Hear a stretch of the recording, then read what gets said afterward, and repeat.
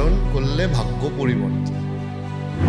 রত্ন ধারণে কতটা ভাগ্য পরিবর্তন সম্ভব আর কিভাবে ভাগ্যটা পরিবর্তন হয়? সূর্যের 7টা রশ্মি রয়েছে, আমরা অনেকেই হয়তো জানি বা অনেকে জানি না। এই রত্নের কাজ হচ্ছে এক একটি রশ্মিকে ফিল্টার করে আমাদের বডিতে পাঠানো। নীলা যদি কেউ ভুল পড়ে, শোনা যায় যে তার অনেক কিছু ক্ষতিও হতে পারে, এইগুলো কি ঠিক? সেক্ষেত্রে হয় কি, এই যে মানুষের মধ্যে অনেক ভুল ধারণা বা মিথ লুকিয়ে আছে যে নীলা পড়লাম মানে, যে আজকে পড়লাম মানে এই মুহূর্তে বা কালকের মধ্যে কিছু অঘটন বা দুর্ঘটনা ঘটে যেতে পারে। এটা কিন্তু সম্পূর্ণ কিন্তু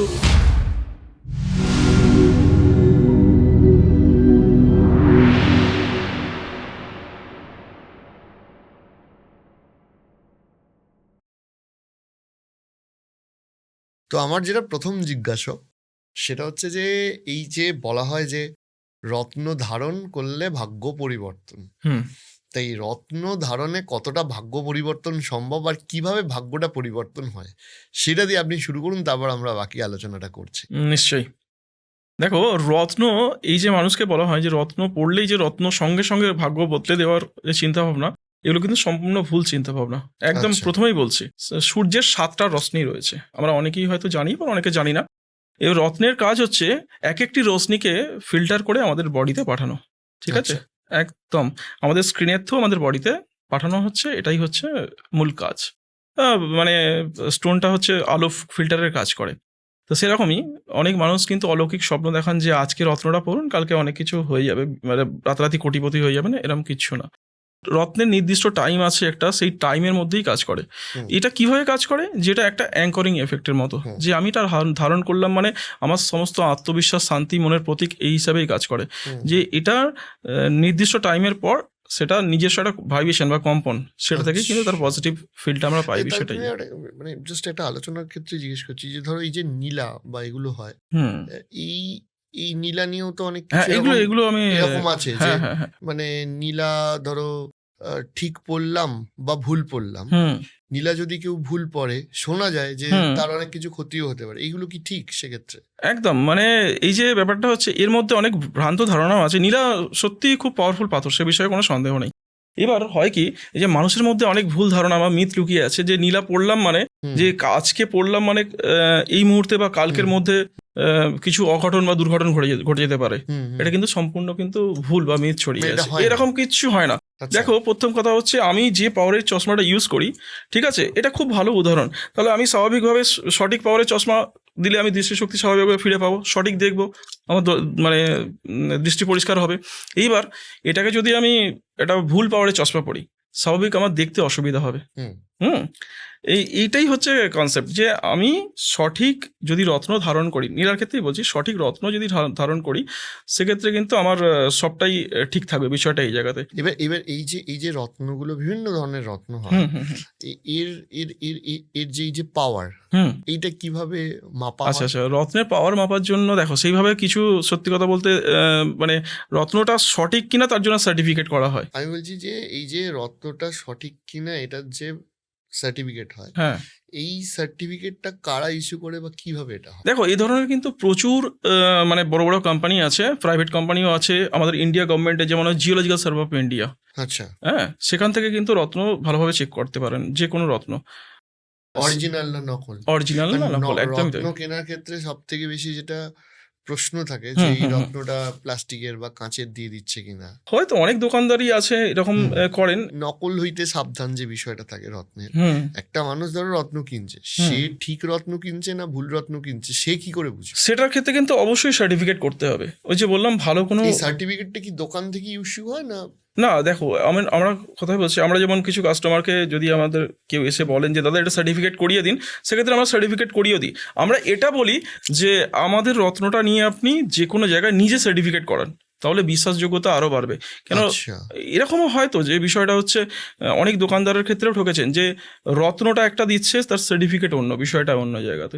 সেই জন্য আমরা কাস্টমারকে সবসময় বলি যে রত্নটা দোকান থেকে কিনুন আর নিজে গিয়ে সার্টিফিকেট করান, সেক্ষেত্রে জিনিসটা সঠিক কতটা আপনি স্বাভাবিকভাবে বুঝতে পারবেন। সার্টিফিকেটগুলো কোথা থেকে হয়? সার্টিফিকেট যেমন অনেক ব্র্যান্ডেড জায়গা আছে, যেমন আইজিআই আছে, জিআইএ আছে, জিআরএস আছে, এরকম সার্টিফিকেট। আচ্ছা, যেরকম জিআরএস সার্টিফাইড বলে একদম অনেকে একদম বিজ্ঞাপনও দেয়। একদম। আর কিন্তু সেক্ষেত্রে যেটা সুবিধা সেটা হচ্ছে যে আমি হয়তো সার্টিফিকেটটা একটা রত্ন দেখালাম, রত্ন আর একটা দিলাম, যদি দোকান থেকেই সব সময় নেওয়া হয় একদমই একদমই তার তাই। থেকে বেটার হচ্ছে আমি রত্নটা নিলাম, হ্যাঁ আমি আমার মতো করে সার্টিফিকেশনটা চেক নিশ্চয়ই নিশ্চয়ই এটাই করা উচিত। আজকে মানুষ যে ধরনের কথা বলছে, এই যেমন মানে মার্কেটে খুব প্রচলিত জিনিস যেটা চলছে, মানে একদম পুরো ভুয়োভাবে মানুষকে ঠকানো হচ্ছে, যেটা হচ্ছে এই ব্রাজিল পান্না। ব্রাজিল পান্না কিন্তু অনেকদিন আগেই আসা বন্ধ হয়ে গেছে। হ্যাঁ, অনেকদিন আগে। যারা একটু গুগল করবেন তারা বুঝতে পারবেন। ব্রাজিলের মূলত 4টে মাইন্স আছে, ঠিক আছে? তার মধ্যে সব থেকে সেরা মাইন্স হলো যে মিনাস জিরাইস, যাকে বলা হয়, ঠিক আছে? ওই মিনাস জিরাইস খনি থেকে যে পান্নাটা পাওয়া যেত, সেটা হচ্ছে ব্রাজিলের সব থেকে ক্রিস্টাল জাতের পান্না এবং ডিপ গ্রিন পান্না। সেটা সারা বিশ্ব মানে পৃথিবী বিখ্যাত পান্না, সেই জন্যই ব্রাজিল পান্নার এত খ্যাতি। এইবার ব্রাজিলের বাহিয়া অঞ্চল থেকে একটা পান্না আসে, সেটাকে কি হয়, ওই অনেক মানুষ বিক্রি করছেন, অনেক দোকানদাররাও বিক্রি করছেন, মানে বাজারে প্রচলিত নাম হচ্ছে সাকোটা, ঠিক আছে? এইবার বাহিয়া অঞ্চল থেকে যে পান্নাটা আসছে একদম অত্যন্ত নিম্ন গ্রেডের পান্না, ওটা কিন্তু কান্ট্রি ব্রাজিল, ঠিক আছে? একদম একদম ব্রাজিল থেকে আসলেও মানে একদম সব প্লেয়ার তো নেইমার বা একদম রোনাল্ডো হয় না। ঠিক ঠিক একদম একদম বাস্তব কথা, একদমই তাই। মানে আমার পাড়ার মাঠে যদি কেউ ব্রাজিল থেকে আসে সে রোনাল্ডো না না না, ঠিক ঠিক ঠিক এরকমই ব্যাপার। তো সেই রকম ব্রাজিলের পান্নাটা, যেটা এই বাহিয়া অঞ্চল থেকে যে পান্নাটা আসে, সেটাকে ওপেক পান্না, তার মধ্যে ট্রান্সপারেন্সি 0 বললেই ভালো হয়, ঠিক আছে? সেই পান্নাটাকে ব্রাজিলের যে মিনাস জেরাইস খনির পান্নাটা, সেটার সঙ্গে তুলনা করে মার্কেটে বিক্রি করা হচ্ছে, এখন বিক্রি হচ্ছে।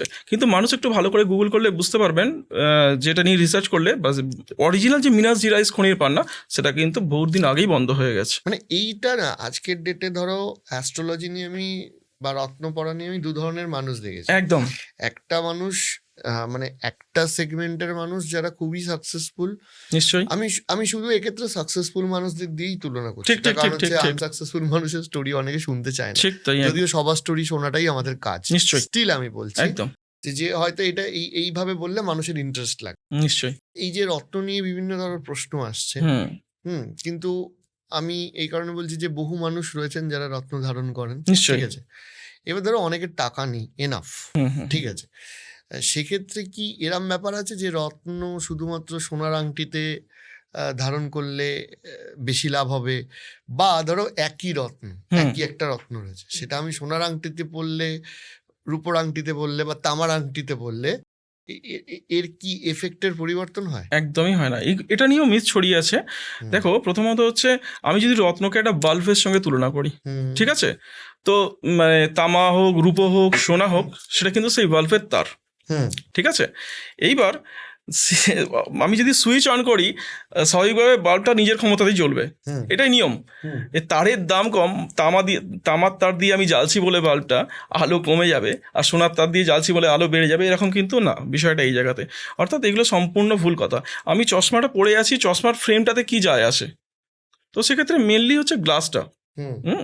এইগুলো হচ্ছে মানুষের ভ্রান্ত ধারণা, মানুষকে ভুল বোঝানো হয় যে তুমি যা কিছু দিয়ে, মানে তামা দিয়ে ধারণ করো, রূপো দিয়ে ধারণ করো, সোনা দিয়ে ধারণ করো, রত্ন কিন্তু রত্নের নিজস্ব কাজটাই করবে, কারণ রত্নের মধ্যে যে এনার্জি ফ্রিকোয়েন্সি কাজ করে সেটাই হচ্ছে কাজ, আর অন্য কিছু না। বিষয়টা এইটা, সেটা তুমি যা কিছু দিয়েই ধারণ করো। এরকম তো তাহলে হওয়া সম্ভব যে আমি শুধু ইউজড না, আমি যদি ভুল পাথর পড়ি, মানে ডাক্তার যদি ভুল প্রেসক্রিপশন দেয়, হ্যাঁ একদম একদম, ভুল ওষুধ খেলে আমার শরীর খারাপ হবে, স্বাভাবিক। আচ্ছা, আমার ক্যারেক্টার অনুযায়ী আমি যদি ভুল পাথর ধারণ করি বা রত্ন ধারণ করি, সেক্ষেত্রে কি ক্ষতি হওয়ার সম্ভাবনা থাকে? হ্যাঁ, এবার এই যে ক্ষতির যে ব্যাপারটা, এটাকে কিন্তু এই যে নীলার কথাটা বলতে বলতে থেমে গেলাম, সেরকমই নীলা ওই যে একটা যথেষ্ট পাওয়ারফুল রত্ন, সে বিষয়ে কোনো সন্দেহ নেই। তো বিষয়টা হচ্ছে, পড়লেই যে তোমার দুর্ঘটনা ঘটছে বা অলৌকিক কোনো কিছু সমস্যা হচ্ছে, এটা কিন্তু সম্পূর্ণ মিথ কথা। তো এইরকমই, তো আমরা যেমন কথাই বলছি, যে জিনিসটা যেমন, যে ডাক্তার যদি সঠিক নিয়মে আমাদেরকে ওষুধ দেন, সেক্ষেত্রে স্বাভাবিকভাবে আমাদের রোগ সেরে যায়। সেটা যদি নিজে বুঝে খাই ওষুধটা, পার্শ্ব প্রতিক্রিয়া দেখা দেয়। সেরকম নীলার ক্ষেত্রেও, যে আজকে পড়লাম মানে, যে এই চশমাটা যদি আজকে একটা ভুল পাওয়ারের চশমা পড়লাম মানে সঙ্গে সঙ্গে আমাদের চোখ নষ্ট হয়ে যাবে বা কিছু মানে অনেক কিছু প্রবলেম হবে, এটা কিন্তু সম্পূর্ণ ভুল ধারণা, একদম পুরো ফেক কথাবার্তা। তো হয় কি, যেটা আমার অস্বস্তি বোধ হতে পারে, হ্যাঁ, আমাদের দেখতে অসুবিধা হতে পারে, মাথার যন্ত্রণা হতে পারে, সেরকম রত্ন হচ্ছে নীলার ক্ষেত্রেও কিন্তু একই জিনিস। আচ্ছা। যে তুমি ধারণ করেছো মানে তোমার ভিতর থেকে একটা অস্বস্তি বোধ হতে পারে, যদি তোমার শ্যুট না করে অস্বস্তি বোধ হতে পারে, বা তুমি ভুল সিদ্ধান্ত নিতে পারো বিষয়টা এই জায়গাতে, হ্যাঁ, ভুল সিদ্ধান্ত নিতে প্রভাবিত করে, এই ঘটনাগুলো ঘটতে পারে। বলে পড়লে মানেই সঙ্গে সঙ্গে দুর্ঘটনা ঘটলো, এটা কিন্তু সম্পূর্ণ মিথ কথা। ওকে। হ্যাঁ, এগুলো মানুষ, যেহেতু এর এফেক্টটা এমনি ধীরে ধীরে হয়। হ্যাঁ। তারপরে আরেকটা মজার জিনিস হচ্ছে, দেখো এই নীলাকে কিভাবে বালিশের নিচের রেখে অনেক মানুষ এটাকে টেস্ট করেন, খুব মজার বিষয়। তো এরকম এর কোনো মানে বৈজ্ঞানিক ভিত্তি নেই। আচ্ছা। হ্যাঁ, এই যে আমি একটা ওষুধের খাম যদি হাতে বেঁধে নিই, হ্যাঁ, সেক্ষেত্রে কি আমার শরীরে রোগ সারবে? আচ্ছা। সারবে না তো, স্বাভাবিকভাবে। সেরকমই চশমাটা খুলে যদি আমি কাপড়ে বেঁধে আর বালিশের নিচে রেখে রাত্রে ঘুমাই, আমি স্বাভাবিকভাবে আমার চোখের ওপর কোনো প্রভাব ফেলবে না, সেটাই স্বাভাবিক।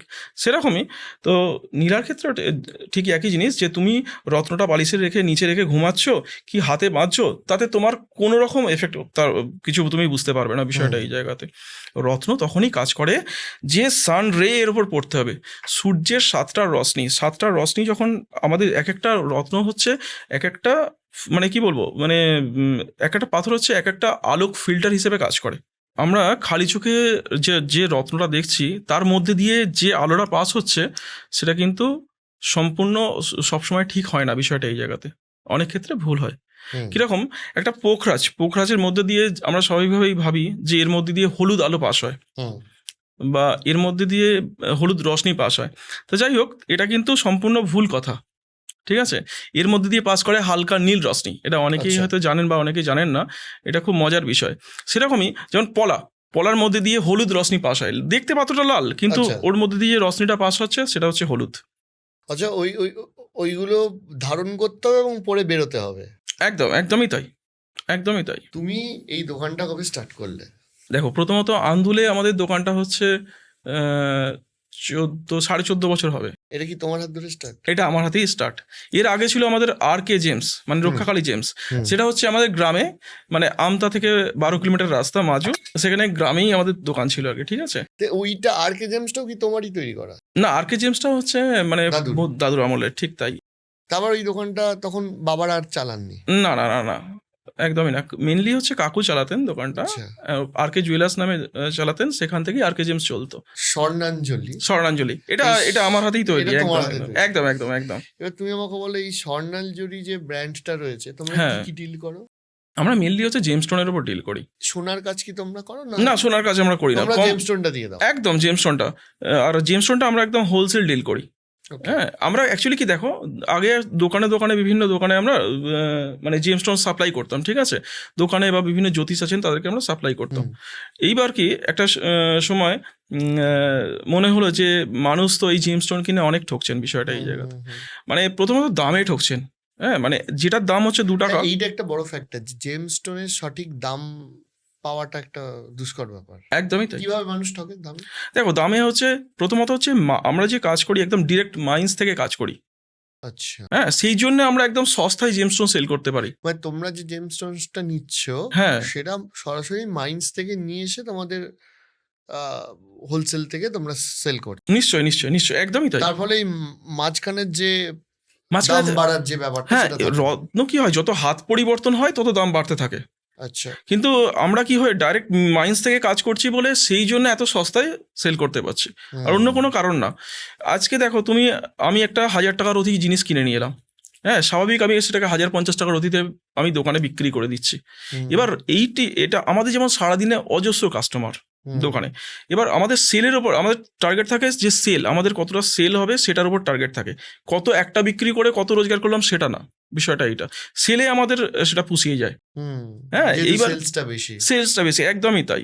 এবার মানে এটা হয় কি, এবার আমাদের কাছ থেকে যারা নিয়ে গিয়ে রিসেল করছেন তারা একটু দাম বেশি, হ্যাঁ, স্বাভাবিকভাবে তাদের। তাহলে তুমি একটা কথা বলো, যে ধরো তোমার কাছে কেউ যদি, একটা তো হোলসেল হয়, আমি সোনার দোকানের ব্যবসায়ী, আমি তোমার থেকে স্টোন নিয়ে চলে গেলাম, একদম ঠিক তাই। এবারে ধরো আমি কাস্টমার, হ্যাঁ, আমি কি ইন্ডিভিজুয়ালি তোমার কাছ থেকে কিনতে পারবো? 100% কিনতে পারবে। এবং সব থেকে মজার জিনিস হচ্ছে, আমাদের না এই যে জেমস্টোনের উপর MRP লাগিয়ে বিজনেস, সারা ভারতবর্ষের বুকে সর্বপ্রথম আমরা কিন্তু MRP লাগিয়ে বিজনেসটা শুরু করেছি। একদম জেমস্টোনেতে সর্বপ্রথম। এ দেখো, জেমস্টোনেতে প্রচুর পরিমাণে মনোপলি হতো, ঠিক আছে, একদম, যে কি হয়, একটা প্যাকেটে হয়তো 10টা পাথর আছে, সেক্ষেত্রে তুমি দোকানে গিয়ে পাথরটা একটা পছন্দ করলে, করার পরে দোকানদার হয়তো দাম তার 1000 টাকা, তোমার পছন্দ হচ্ছে ওই 5টা পিসের মধ্যে একটা পিস, তোমাকে দোকানদার সেক্ষেত্রে বলবে যে এটা 2000 টাকা রথি হয়ে গেল। বিষয়টা এইটা, জেমস্টোন রথি বা ক্যারেটে বিক্রি হয়, তোমার পছন্দ মানে অনুযায়ী একটা দাম প্যাকেটে নির্ধারণ 5টা হতো। পাথর আছে, হ্যাঁ এবার ওই 5টা পাথরের মধ্যে আমি একটা বাছলাম, একদম একদম ওই পাথরটারই দাম বেশি বলবে। দাম বেশি বলবে, এটাই হতো। এইভাবেই কিন্তু মানুষ দীর্ঘদিন ঠকে আসছেন, হয়তো জিনিসটা রিয়েল দিচ্ছেন, দামে ঠকে যাচ্ছেন, বিষয়টা এইটা। এবার আমি চিন্তা করলাম যখন আমরা প্রথম অনলাইনে আসি যে একদম এমআরপি লাগিয়ে বিজনেস করব, একটা বাচ্চা এলেও যে রেটে পাবেন আর একটা বড় মানুষ এলেও সেই রেটেই পাবেন, বিষয়টা এই মানে জায়গায় অর্গানাইজড মার্কেটের মতো একদম। সেই জন্যই কিন্তু আচ্ছা, এমআরপিটা প্রথম তোমরাই শুরু করো? আমরা সারা ইন্ডিয়াতে সর্বপ্রথম একদম লোয়েস্ট রেটে রত্নের ওপর এমআরপি লাগিয়ে বিজনেস করে স্বর্ণাঞ্জলি, সর্বপ্রথম। ওকে, এইটাই আমরা, এটার জন্য মানুষ আমাদেরকে খুব ভালোবাসা দিয়েছে, খুব বিশ্বাস করেছেন, সেই জন্যই আজকে ডাজন্ট ম্যাটার কি কার কত নেগোসিয়েশন স্কিল, কে কতটা দাম কমাতে পারে, এটা ম্যাটার করছে না, না, কারণ না, না। দামটা ফিক্সড করে দেওয়া হয়। একদম একদমই তাই, একদমই তাই, সেটাই হওয়া উচিত। এবার অনেকে দেখে অনেক মানুষ করছেন। তারপরে হচ্ছে আরেকটা জিনিস হচ্ছে, আরেকটা জায়গায় মানুষ জ্যোতিষশাস্ত্রের মানে জ্যোতিষের পরামর্শ নিয়ে রত্নটা আমরা ধারণ করি, সেক্ষেত্রে স্বাভাবিকভাবে আমরা অ্যাস্ট্রোলজির বেনিফিটটা নেওয়ার জন্য রত্নটা ধারণ করছি। এখানে আমাদের একটা মজার জিনিস, আমাদের দোকানে কাস্টমারটা আরও বেশি আসার কারণ হচ্ছে আমরা পুরনো রত্ন সেল করি না। আচ্ছা, আমরা কোনো রকম পুরানো রত্ন সেল করি না। এবার যখনই তুমি একটা ব্র্যান্ড নিউ রত্ন ধারণ করছো, বা জামার ক্ষেত্রেই বলছি, একটা যখন নতুন জামা ধারণ করছো, তোমার মনের মধ্যে আলাদা আত্মবিশ্বাস তৈরি হয়ে যাবে যে আমি ঠিক আছে বাবু, এই জায়গাটা সেরকম। এটার সাথে কারো সৌভাগ্য বা দুর্ভাগ্য জড়িয়ে নেই। একদমই তাই, সেরকমই রত্ন কি হয়, যদি পুরানো হয় সেক্ষেত্রে প্রত্যেকটা মানুষের কি হয়, রত্ন ধারণ করে এই কারণে মানুষের মানে একটা অশান্তি থেকে মুক্তি পাওয়ার জন্য, রোগ ব্যাধি বিভিন্ন রকমের সমস্যা, নেতিবাচক এনার্জি থেকে মুক্তি পাওয়ার জন্য রত্ন ধারণ করছে। হ্যাঁ, প্রত্যেকটা মানুষের দুঃখ কষ্ট অনেক কিছুই আছে। একটা পুরানো রত্নের ক্ষেত্রে সেই জিনিসটার যে ওই রত্ন দীর্ঘদিন একটা মানুষ ব্যবহার করছেন, সেই রত্নটা তার বডি থেকে কিন্তু, সেই মানুষটার শরীর থেকে কিন্তু সেই রত্নটা কিন্তু স্পঞ্জের মতো তার নেতিবাচক এনার্জিগুলোকে শোষণ করছে। এইবার ধরো সেই রত্নটা তুমি মানে কোনো দোকানদার, এখন তো আছে অনেক দোকানদারই আছে, সেটাকে অনেকে একটা ফেরত নিচ্ছেন, নিয়ে একটা মানে যথেষ্ট টাকা কাস্টমারকে ব্যাক করিয়ে দিচ্ছেন, 70% 80% টাকা ব্যাক করিয়ে দিচ্ছেন।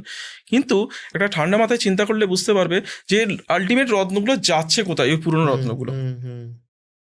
সেটা কিন্তু পলিশ হচ্ছে, আবার অন্য ক্রেতাদেরকে বিক্রি করে দেওয়া হচ্ছে। এইবার মানুষ কি হয়, আমরা জ্যোতিষশাস্ত্রে রত্নটাকে তখনই বিশ্বাস করি যে একটা নিউ জেমস্টোন, একদম 100% ব্র্যান্ড নিউ জেমস্টোন যদি আমি হাতে ধারণ করতে পারি, যেটা এটার কেউ আগে ধারণ করেনি, এটা আগে কেউ ওইটার মধ্যে কোনো ভালো খারাপ কিছুই লেগে নেই, না, ভালো খারাপ কিচ্ছু লেগে নেই। আমরা কি করি, একদম আমাদের ব্র্যান্ডের পলিসি একদম 100% নিউ জেমস্টোনের একদম কঠোর পলিসি, যে আমরা কোনো পুরনো জেমস্টোন কাস্টমারের কাছ থেকে কিনবো না এবং পুরনো জেমস্টোন কাস্টমারকে বিক্রিও করবো না। এই জায়গা থেকে মানুষ কিন্তু আমাদের ব্র্যান্ডকে মানুষ কিন্তু আমাদের ব্র্যান্ডকে এত ট্রাস্ট করে আমাদের দোকানে আসেন। সব থেকে বড় কথা যে এরা কিন্তু 100% নিউ জেমস্টোনই বিক্রি করে। আজকে অনেক বড় বড় ব্র্যান্ড 10 গুণ টাকা নেয়। একটা পলা কিনতে গেলে তুমি বাজারে 7,000-8,000 টাকা, ইতালিয়ান কোরালের দাম 7,000-8,000 টাকার অধিক, একটা ব্র্যান্ড শোরুমে। তারা এই কারণেই দাম নেয় যে এরা কোনো রকম পুরানো জেমস্টোন বিক্রি করেন না,